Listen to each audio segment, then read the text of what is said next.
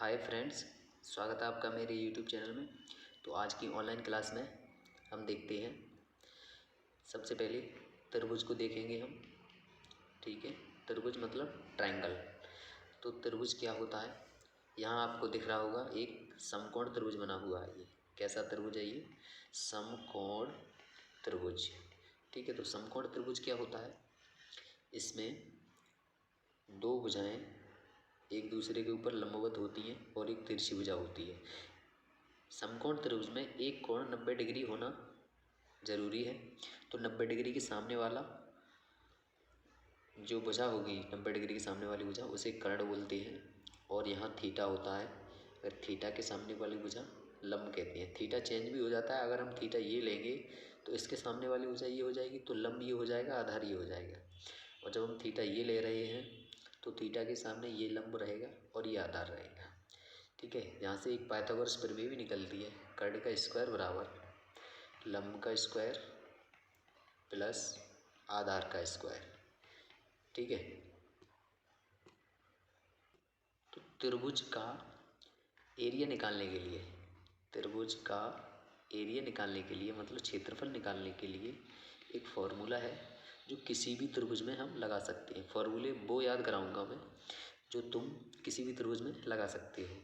किसी भी ट्रायंगल का एरिया निकालना हो तो 1/2 गुणा आधार गुणा उसकी ऊंचाई। तो इस फॉर्मूले से किसी भी त्रिभुज का एरिया निकाल सकते हो। एक फॉर्मूला और है जिसे बोलते हैं हीरोन्स फार्मूला। क्या बोलते हैं? Heron's formula. उसके बारे में भी बताता हूँ। हीरोन्स फार्मूला होता है रूट में S minus A, S minus B, S minus C. अब तुम ये समझो कि एस क्या होता है। एस ये होता है कि जो भुजाएं दे रखी हैं त्रिभुज की, वो तीनों भुजाओं को योग करो और डिवाइड कर दो 2 से, तो एस का मान निकल आएगा।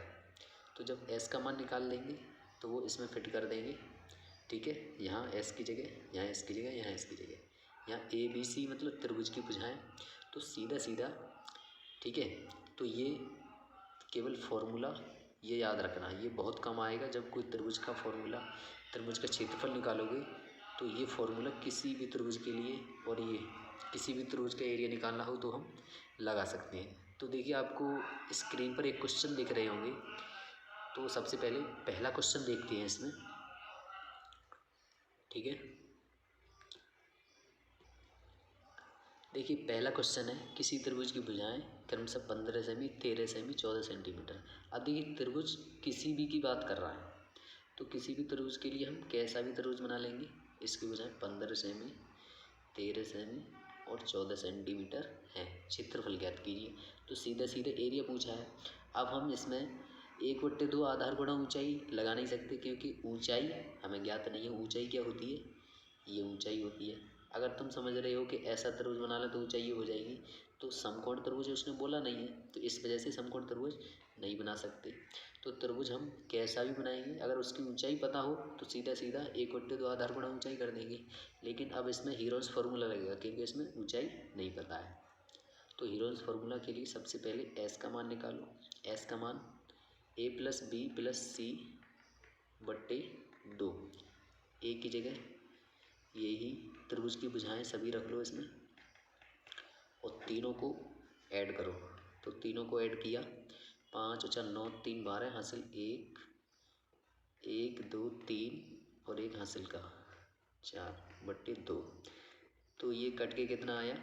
21। एस का मान आ गया 21। देखिए अभी एस का मान आया है, लेकिन अभी एरिया नहीं आया है। तो एरिया के लिए क्या करेंगे हम? फॉर्मूला लगाओ। एरिया बराबर रूट में एस की जगह 21, एस माइनस ए मतलब 21 माइनस 15, एस माइनस बी मतलब 21 माइनस 14, एस माइनस सी 21 माइनस 13। ठीक है, तो इसको सॉल्व करेंगे। 21 में से 15 घटाएंगे, कितने बचेंगे? 6। 21 में से 14 घटाएंगे 7, 21 में से 13 घटाएंगे तो कितने बचेंगे 8। ठीक है, इन सब का यहाँ गुणा मल्टीप्लाई हो जाएगा, या मल्टीप्लाई कर दो या इसके गुणनखंड कर लो। तो 3 सत्ते 21, 2 तिये 6 इंटू 7 इंटू 8 की मल्टीप्लाई भी कर लो, 2 दूनी 4 दूनी 8। ठीक है, अब हम इसमें वर्गमूल ले लेंगे इसका। ठीक है, ये वर्गमूल हो गया 7 का 7 से, 2 का 2 से और इस 2 का इस 2 से। तो 3 इंटू 7, 3 इंटू 7 इंटू 2 इंटू ये 2। ठीक है, ये हमने क्या ले लिया वर्गमूल। तो एरिया कितना आ गया 2 दूनी 4, 4 तिया 12, 12 सत्ती 84। तो इसका आंसर क्या होगा 84 सेंटीमीटर स्क्वायर या 84 वर्ग सेंटीमीटर। ठीक है, तो ये रहा आपके हीरोन्स फॉर्मूले से। ठीक है, नेक्स्ट क्वेश्चन देखते हैं। दूसरा क्वेश्चन है इसमें, दूसरा क्वेश्चन देखिए, यहीं पर कर देते हैं। दूसरा क्वेश्चन है एक त्रिभुज की कोई एक भुजा 12 सेंटीमीटर। देखिए, एक त्रिभुज है और इसकी कोई भी भुजा 12 सेंटीमीटर दे रखी है, और इस भुजा से त्रिभुज की ऊंचाई, जो भुजा दे रखी है उससे इसकी ऊंचाई, तो ऊंचाई बिल्कुल लंबवत नापते हैं, ऐसा नहीं तिरछा नाप लें, तिरछा नहीं मापेंगे। हाइट जो होती है वो लंबवत होती है। तो त्रिभुज की ऊंचाई कितनी दे रखी है 8 सेंटीमीटर। ठीक है, तो त्रिभुज का क्षेत्रफल कितना होगा, इसका एरिया पूछा है। अब इसमें कौन सा सूत्र लगेगा, हीरोन्स वाला नहीं लगाना है, हीरोन्स वाला नहीं। अब इसमें वही लगाओ, त्रिभुज का एरिया बराबर 1/2 आधार गुणा ऊंचाई। ठीक है, 2 छिंग 12, 6 48। तो त्रिभुज का एरिया कितना आ गया 48 सेंटीमीटर स्क्वायर। सीधा सीधा आ गया आंसर। अब देखिए, इसमें हाइट के लिए कुछ बच्चे ये हैं डाउट में रहते हैं, हाइट क्या होती है। तो देखिए, हाइट त्रिभुज की जो भी हाइट होती है वो सीधी लंबवत हो रहती है। ठीक है, कोई भी त्रिभुज सही उसकी हाइट लंबवत रहेगी। त्रिभुज आप चाहे कैसा भी बना लो, ठीक है, चाहे इस तरह का अगर त्रिभुज है तो इसकी हाइट लंबवत रहेगी, तो इसकी हाइट इस भुजा से निकलेगी इस प्रकार। ठीक है, तो ये आपके त्रिभुज का कॉन्सेप्ट क्लियर हुआ। अब चलिए आयत पर चलते हैं। तो चलिए अब देखते हैं आयत, रेक्टेंगल। रेक्टेंगल के बारे में देखेंगे। तो इसमें लंबाई और चौड़ाई होती है। लंबाई लंबाई के बराबर रहेगी, चौड़ाई चौड़ाई के बराबर रहेगी। ठीक है, इसको ए मान लिया, इसको बी मान लिया। अब आयत का क्षेत्रफल का फॉर्मूला क्या होता है, लंबाई गुणा चौड़ाई।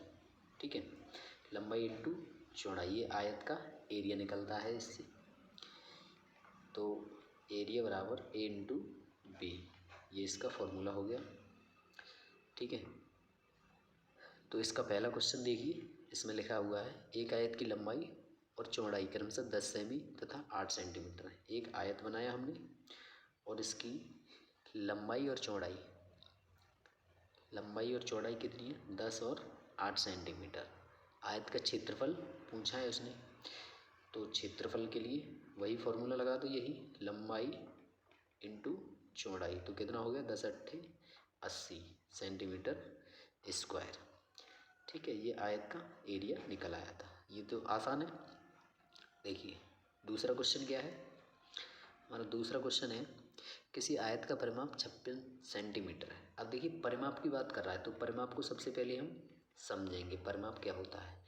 ये आयत है ना, इसका परिमाप ये होगा कि लंबाई चौड़ाई और ये लंबाई और ये चौड़ाई, इन चारों भुजाओं को जोड़ लो, वही परिमाप हो जाएगा। ठीक है, क्या हो जाएगा, वही परिमाप हो जाएगा। मतलब ए के साथ में ए, एक ये ए हो गया और एक ये ए हो गया, और एक बी ए और एक बी ए इन सबको जोड़ेंगे तो 2a + 2b, तो 2 कॉमन ले लिया तो a + b, ये इसका क्या हो गया, परिमाप हो गया।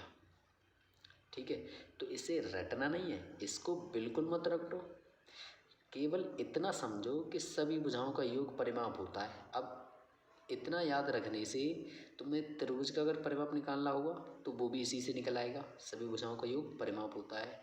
चतुर्भुज का, पंचभुज का, षटभुज का, वर्ग का कोई भी सही परिमाप अगर पूछता है तो उसमें सभी भुजाओं को योग कर लेते हैं, जोड़ लेते हैं। तो देखिए तो इसका परिमाप समझा दिया है मैंने, लेकिन रटने की ज़रूरत नहीं है। परिमाप के लिए मत रटो, परिमाप के लिए इतना याद रखो, चारों भुजाओं का योग। क्षेत्रफल भी मत रटो, क्षेत्रफल होता है लंबाई इंटू चौड़ाई, बस 2 चीज़ें हैं और कुछ नहीं ध्यान रखना है इसमें। ठीक है, तो परिमाप इसमें दे रखा है सवाल में 56 सेंटीमीटर और लंबाई 15 सेंटीमीटर है। लंबाई कितनी दे रखी है, 15 सेंटीमीटर। आयत का क्षेत्रफल ज्ञात कीजिए, एरिया उसने पूछ लिया है। तो देखिए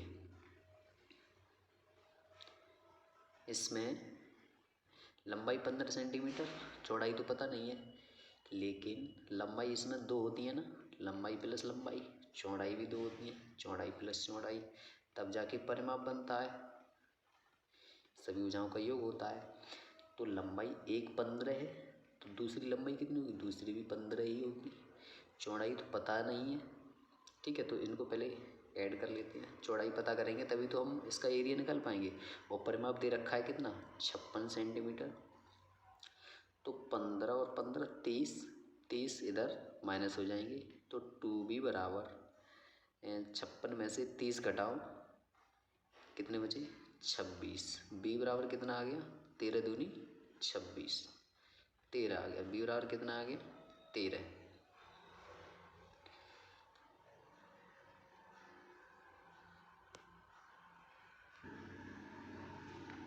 अब देखिए a का मान और b का मान हमें पता चल गया। a का मान 15 मतलब लंबाई, और चौड़ाई कितनी है 13, लंबाई और चौड़ाई हमें पता चल गई। अब एरिया पूछा है तो एरिया सीधा सीधा लगा दो, लंबाई इंटू चौड़ाई, तो एरिया कितना आया 15 × 45, हासिल 4, 15 × 15 4 19, 195 सेंटीमीटर स्क्वायर। ठीक है, तो देखिए नेक्स्ट क्वेश्चन देखते हैं हम। अगला क्वेश्चन है, एक आयत का विकर्ण 25 सेंटीमीटर। तो सबसे पहले आयत बनाओ और इसका विकर्ण दे रखा है 25 सेंटीमीटर। तो आयत के विकर्ण दोनों बराबर ही होते हैं, तो कोई भी विकर्ण ले लेंगे हम। और लंबाई 20 सेंटीमीटर, और पूछा क्या है, क्षेत्रफल पूछा है। तो क्षेत्रफल के लिए लंबाई है, चौड़ाई नहीं है, तो चौड़ाई ज्ञात कर लो। चौड़ाई कहाँ से ज्ञात करेंगे, त्रिभुज में मैंने बताया था पाइथागोरस प्रमेय लगाओ, कर्ण का वर्ग बराबर लंब का वर्ग प्लस आधार का वर्ग। तो लंब के लिए x मान लेते हैं, कर्ण का वर्ग बराबर लंब का वर्ग प्लस आधार का वर्ग। ठीक है, तो ये 625 हो गया, x² प्लस ये कितना हो गया 400। तो x² बराबर 625 माइनस 400 हो जाएगा। तो ये कितना बचा 5 2 225। तो ये 225 कितने का वर्ग है, 225 है 15 का वर्ग। 15 का वर्ग बराबर x², वर्ग से वर्ग कट गया, x का मान कितना आ गया 15। देखिए इसकी चौड़ाई कितनी आ गई 15। ठीक है, तो लंबाई 20 सेंटीमीटर, चौड़ाई है, एरिया पूछा है तो एरिया निकाल दो। एरिया बराबर लंबाई गुणा चौड़ाई, 15 गुणा 20, तो 15 दूनी 30, 300 सेंटीमीटर स्क्वायर, ये इसका आंसर आया। ठीक है, अगला क्वेश्चन है हमारा चौथा। एक आयताकार खेत की लंबाई और चौड़ाई में 3:2 का अनुपात है। आयताकार खेत है और इसकी लंबाई और चौड़ाई में कितना अनुपात है 3:2। ठीक है, और क्या दे रखा है, यदि खेत का परिमाप 100 मीटर हो तो उसकी लंबाई ज्ञात कीजिए।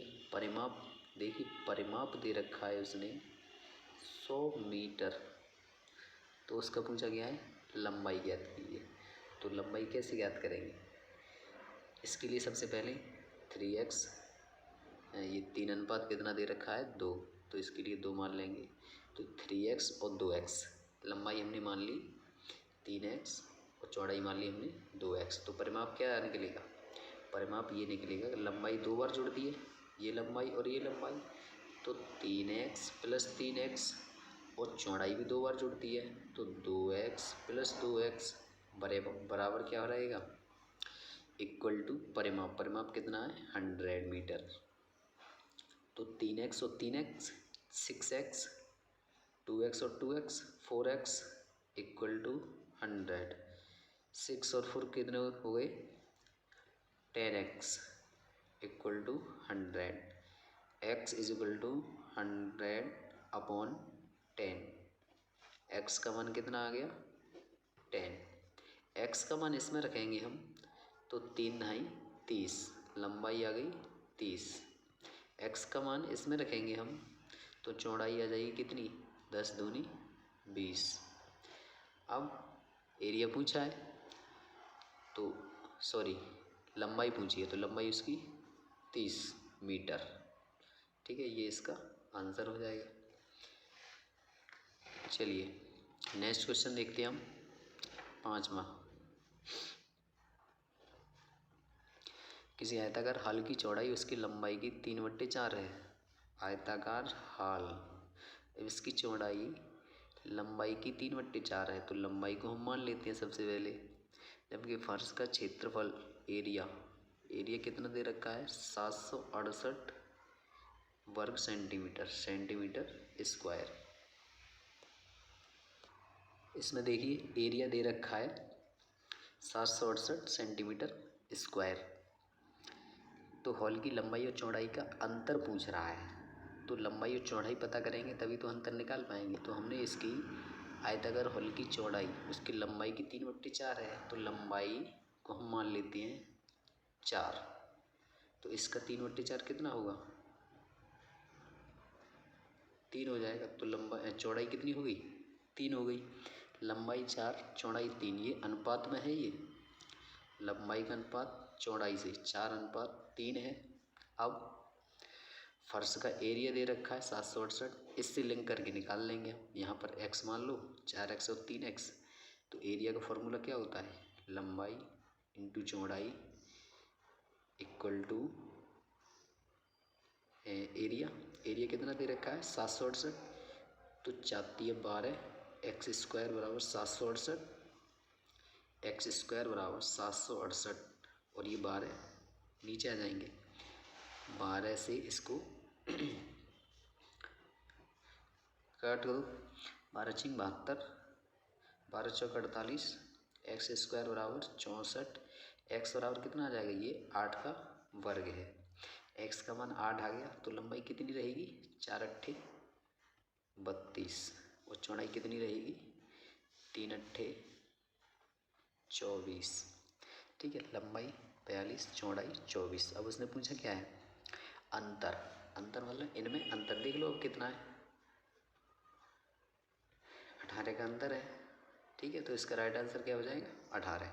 अब देखिए 5वां सवाल मैंने कर दिया, 5 तक कर दिए। अब एक लास्ट सवाल है 6, ये आपके लिए होमवर्क है, आप खुद करेंगे। इसके लिए अगर समझ में ना आए तो आप मेरे लिए कमेंट कर सकते हैं, मैं आपके लिए पूरी हेल्प करूँगा। ठीक है? ठीक है दोस्तों, और जो लोग मेरे चैनल पर नए हों तो कृपया मेरे चैनल को लाइक, शेयर एंड सब्सक्राइब ज़रूर कर लें। ठीक है, और शेयर भी कर दें अगर आपको चैनल पसंद आए तो। ठीक है, टेक केयर, बाय बाय।